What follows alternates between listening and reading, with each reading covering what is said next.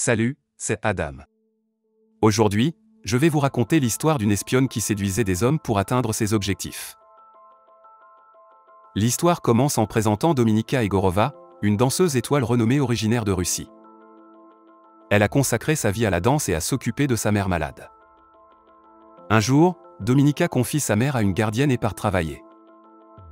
Parmi les invités qu'elle rencontre se trouve son oncle Ivan, qui occupe un poste élevé au sein du service de renseignement étranger de la Russie, le SVR. Au cours de l'interaction, un gangster nommé Dmitri Ustinov profite de la situation pour harceler sexuellement Dominika. Peu de temps après, lors de sa performance, le partenaire de danse de Dominika la blesse accidentellement en lui cassant la jambe.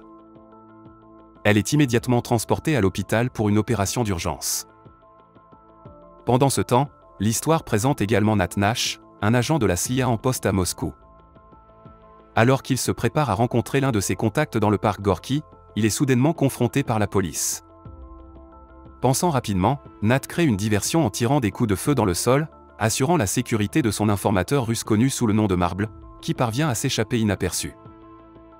Cependant, Nat est appréhendé par les autorités et placé en détention. Il est ensuite amené en toute sécurité à l'ambassade américaine, où il rencontre ses supérieurs. Il l'informe que Marble est en sécurité, mais en raison de son erreur, il doit être expulsé vers les États-Unis. Le lendemain, Ivan rend visite au directeur du SVR et au général Vladimir Korchnoi. Il lui montre des images vidéo de la réunion de Nat dans le parc Gorky, révélant leur intérêt pour la personne non identifiée présente lors de l'incident. Revenant à Dominika, elle se réveille à l'hôpital pour découvrir que sa jambe est désormais enfermée dans un cadre métallique. Dévastée par la réalisation que sa carrière de danseuse est terminée, elle a du mal à faire face à sa nouvelle réalité. Les mois passent, et Dominika, toujours avec une canne pour marcher, apprend que sa remplaçante a été trouvée, la laissant sans emploi ni soutien. L'oncle Ivan lui propose son aide et lui demande de le contacter quand elle sera prête. Avant de partir, il remet à Dominika une enveloppe contenant des photos intimes de son ancien partenaire de danse et de sa remplaçante, ainsi qu'un enregistrement qui laisse entendre que son partenaire a provoqué l'accident intentionnellement pour faciliter la promotion de sa petite amie. Enragée par cette révélation, Dominika confronte son ancien partenaire et sa petite amie dans un sauna, les attaquant avec sa canne dans un accès de vengeance. Elle rapporte ensuite l'incident comme un accident. Avec sa carrière en ruine, Dominika se tourne vers son oncle pour obtenir de l'aide. Il accepte de l'aider, mais à condition qu'elle lui rende l'appareil. Le SVR souhaite obtenir plus d'informations sur Dmitri, le gangster mentionné précédemment. L'oncle de Dominika lui demande de devenir ami avec Dmitri et de gagner sa confiance grâce à ses charmes séducteurs. Bien qu'hésitante, Dominika n'a pas d'autre choix car les frais médicaux de sa mère s'accumulent. Cette nuit-là, Dominika se rend à l'hôtel où séjourne Dmitri, habillé élégamment, et se positionne au bar pour attirer son attention. Comme prévu, Dmitri s'approche d'elle et lui demande comment il peut l'aider. Dominika exprime son désir de se sentir à nouveau spécial, et il se dirige vers une salle privée, laissant les gardes de Dmitri à l'extérieur. Après un certain temps, alors qu'ils sont engagés dans des activités intimes, une personne non identifiée portant un casque noir entre dans la pièce et assassine brutalement Dmitri. L'intrus jette rapidement un manteau sur le corps ensanglanté de Dominika et la conduit en sécurité par la porte de derrière. L'homme se révèle être Constantine, un agent du SVR envoyé par Ivan. Peu de temps après, Ivan approche Dominika et lui présente un choix, devenir un agent du SVR ou être exécuté pour avoir été témoin du meurtre de Dmitri. Comme prévu, Dominika choisit de travailler pour eux. Suite à cela, Dominika est inscrite à l'école d'État numéro 4, rigoureuse et exigeante, spécialisée dans la formation des moineaux, des agents du SVR spécialisés dans l'exploitation sexuelle pour séduire leurs cibles. À son arrivée, elle est accueillie par Matron, la directrice du programme des moineaux, qui lui attribue une nouvelle identité et la guide à l'intérieur. Le lendemain même, les cours commencent, et Matron prononce un discours sur l'état actuel du chaos mondial, soulignant la volonté de la Russie de faire des sacrifices pour y remédier. Elle informe également les élèves que leurs corps appartiennent désormais à l'État et qu'ils sont obligés de remplir toute tâche qui leur est assignée. Dans la scène suivante, Nat assiste à une réunion avec un panel de la CIA, qui décide de le suspendre pour son erreur en Russie.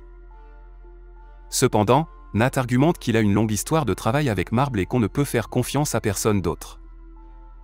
Finalement, sa plaidoirie est prise en considération, et on lui accorde une seconde chance de se racheter. Nat est ensuite affecté à la ville voisine de Budapest pour rétablir le contact avec Marble. À leur insu, chacun de leurs mouvements est surveillé par le SVR. De retour à l'école d'État numéro 4, Matron instruit les moineaux sur la manière d'identifier et de répondre aux désirs de leur cible. Elle affiche diverses images sur un écran de télévision et leur demande de reconnaître les désirs de chaque personne. Victor, un étudiant arrogant, fournit une réponse incorrecte à la première question, et Dominika intervient pour offrir la réponse correcte. Cet incident conduit Victor à être la cible de moqueries parmi ses camarades de classe. D'autre part, une autre étudiante répond correctement à la deuxième question et est appelée à l'avant de la classe pour satisfaire les désirs d'un individu masculin. Cependant, malgré sa tentative, elle est incapable d'accomplir la tâche. Le lendemain, les élèves sont chargés d'accueillir un groupe de soldats récemment rentrés du combat. Dominika choisit un jeune homme et l'escorte dans une pièce privée, où elle le satisfait. Matron et les autres élèves observent la performance, et Matron donne des commentaires, reconnaissant la technique de Dominika mais notant qu'elle n'a pas encore appris à se livrer complètement.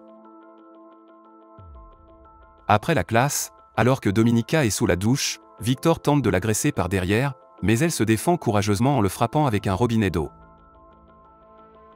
L'incident provoque une importante agitation, ce qui amène le général Vladimir à se rendre à l'école pour mener une enquête. Lorsqu'on lui demande pourquoi elle a agi ainsi, Dominika affirme qu'elle sert l'État plutôt que son camarade de classe.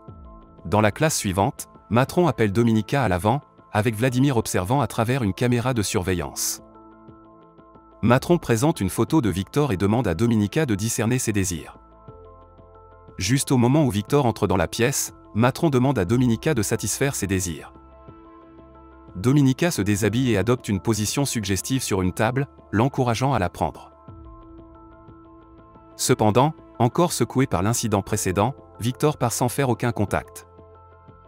Dominika fournit alors une réponse à la question de Matron, affirmant que Victor désire le pouvoir. Cela impressionne Vladimir, qui confie ensuite à Dominika une mission à Budapest, gagner la confiance de Nat et découvrir la véritable identité de Marble. Acceptant la mission, Dominika se rend à Budapest et partage un logement avec une autre moineau nommée Marta, sous la supervision du chef de station du SVR, Maxime Volontov. Elle commence à suivre Nat et fréquente la même piscine que lui. En le bousculant intentionnellement, Dominika initie une brève conversation, se faisant passer pour une traductrice de l'ambassade. Cependant, le lendemain, Dominika ne trouve pas Nat à la piscine et se rend compte que sa carte d'identité a disparu. Elle découvre que Nat a déjà déduit son identité en tant qu'espionne russe cherchant à révéler la véritable identité de Marble. Nat en informe ses supérieurs et reconnaît la valeur potentielle de Dominika. En réponse, ses supérieurs lui donnent la permission d'établir un contact plus étroit avec Dominika pour recueillir plus d'informations. Plus tard, tout en visitant l'ambassade, Dominika observe Marta parler avec une politicienne américaine nommée Stéphanie Boucher. Peu de temps après, Nat approche Dominika et lui avoue avoir pris sa carte d'identité à la piscine. Réalisant qu'il est au courant de sa mission, Dominika révèle ses véritables intentions. Ils engagent une brève conversation et acceptent de se retrouver pour dîner le lendemain. De retour à son appartement, Dominika fouille la chambre de Marta et découvre des preuves que Marta a été chargée d'obtenir des informations confidentielles de Stéphanie. Le lendemain, après le travail, Dominika suit le chef de station du SVR, Maxime, jusqu'à un bar. Elle le manipule pour qu'il la frappe, capturant l'acte sur caméra. Dominika fait alors chanter Maxime, le menaçant de le dénoncer à la police à moins qu'il n'envoie un rapport plus favorable à Moscou. Pendant ce temps, Nat attend Dominika dans un restaurant, mais lorsqu'elle n'arrive pas pendant une période prolongée, il suppose qu'elle l'a abandonné. À l'insu de Nat, Dominika le suit secrètement jusqu'à son domicile. Elle sonne à la porte, et il la laisse discrètement entrer.